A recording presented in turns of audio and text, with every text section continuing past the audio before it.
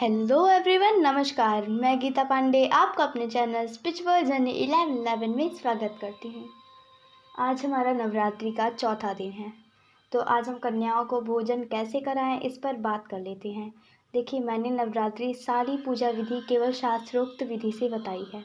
जो हमारे शास्त्रों में लिखा गया है बहुत ही सिंपल तरीके से है, जिसमें सिर्फ और सिर्फ हमने हर विधि में भाव को, प्रेम को रखा है। इस पूरे ब्रह्मांड में, पूरे संसार में कोई ऐसा उपाय नहीं जो माँ को प्रसन्न कर सके, कोई ऐसा ज्ञान नहीं जो माँ को प्रसन्न कर सके। आप कितने भी ज्ञानी हो, आप कितने भी विधि विधान जानते हो, पर प्रेम भाव के बिना कुछ भी काम नहीं करेगा। आप मीरा को देखिए, ना कोई ज्ञान, ना कोई तप, ना व्रत, केवल उनके मन में प्रेम भरा था और उसी प्रेम भाव से कृष्ण जी को पाया।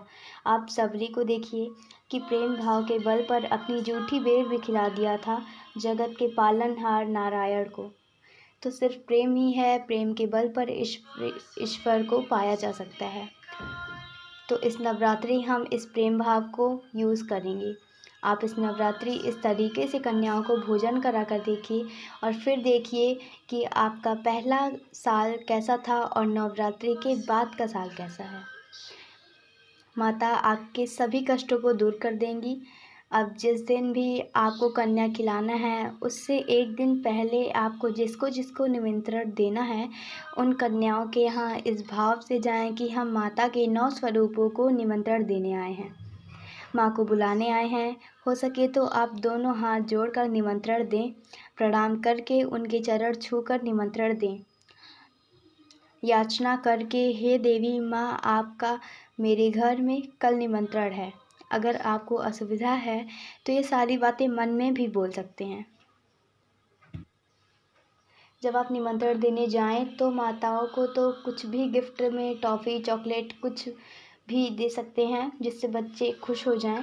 पहली बात तो ये है कि आप उन कन्याओं को निमंत्रण दीजिए जो बहुत ही गरीब हैं, जिन्हें 2 वक्त का खाना भी मिलता नहीं है। हो सके तो ऐसी कन्याओं को निमंत्रण दीजिए।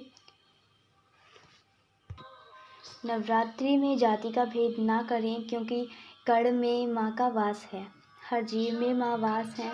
छोटी जाति की कन्याओं को भी आप बड़े ही आदर और सम्मान के साथ भोजन कराएं। कभी कभी हम लोग छोटी जाति की कन्याओं से घृणा करते हैं, पर वही असली देवी हैं और नवरात्रि में उन सभी बच्चियों के पैर भी छुएं माता स्वरूप मानकर। अब जब देवियाँ आपके घर आएँ तो सभी कन्याओं का पाँव धुलें एक एक करके और सभी कन्याओं के पैर में फूल का छिड़काव करते हुए घर में प्रवेश कराएं। कन्याओं को उनके आसन तक ले जाएं। जब कन्याएं बैठ जाएं तो आप देवियों को देखिए, अगर किसी कन्या के बाल सही नहीं हैं या कपड़े फटे हुए हैं, क्योंकि गरीब घर के बच्चों के पास सुख का साधन नहीं होता, तो आप उन बच्चों को सजाएं, उन्हें अच्छे वस्त्र धारण कराएं। यहाँ पर आप माता का श्रृंगार कर रहे हैं, उसी भाव से उन कन्याओं को सजाएं जैसे माँ का श्रृंगार करते हैं। श्रृंगार करने से माता बहुत प्रसन्न होती हैं। अब माता के स्वागत के लिए सभी को एक एक फूल की माला पहनाइए। उनके स्वागत के लिए जो मीठा आता है उससे थोड़ा थोड़ा माँ का मुंह मीठा कराएं। उन्हें पानी पिलाएं और फिर उन्हें भोजन कराएं। एक जो गाय का उपला होता है उसकी आग भी जलाएं और जो समस्त आपके यहाँ जो भोजन बना है उसको मिक्स करके 9 बार हर देवी के नाम से आग में डाल दें। फिर मंगल ध्वनि बजाएं, मंगल ध्वनि यानी शंख बजाएं और बड़े ही प्यार से सभी माताओं को भोजन कराएं।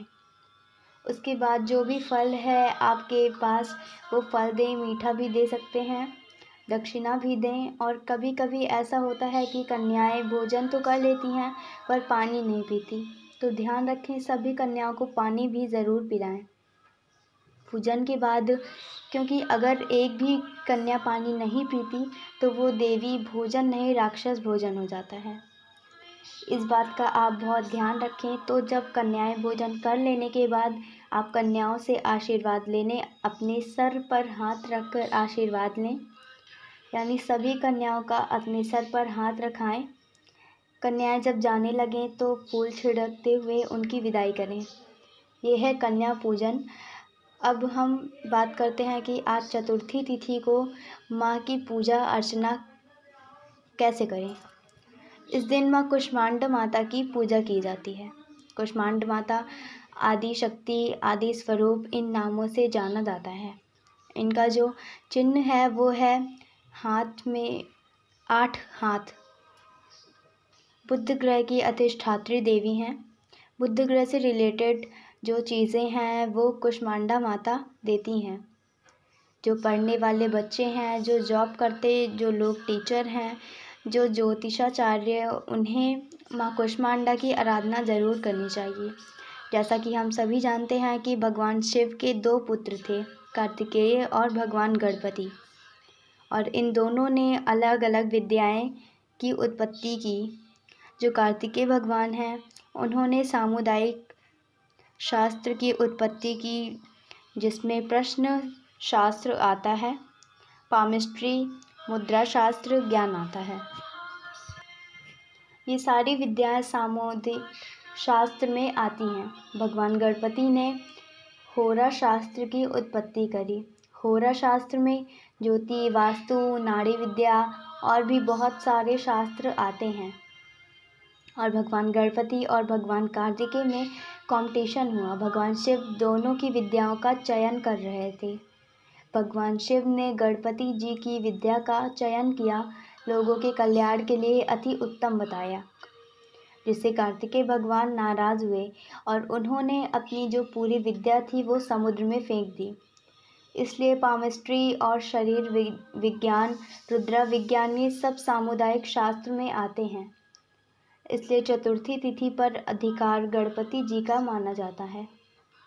तो आप सब माँ कुष्मांडा की आराधना के साथ गणपति जी की भी विशेष पूजा करें। अगर किसी को बुद्ध से संबंधित कोई भी प्रॉब्लम है तो आप कुष्मांडा माँ की आराधना ज़रूर करें। कुष्मांडा माँ को जो फूल चढ़ाया जाता है वो है गुड़हल। लाल गुड़हल का फूल माँ को अर्पण करें। माँ को जो भोग लगाना है अंगूर और खोया लड्डू है। इस मंत्र का जाप 108 बार करें। मंत्र है ओम ऐं ह्रीं क्लीं कुष्मांडाय नमः।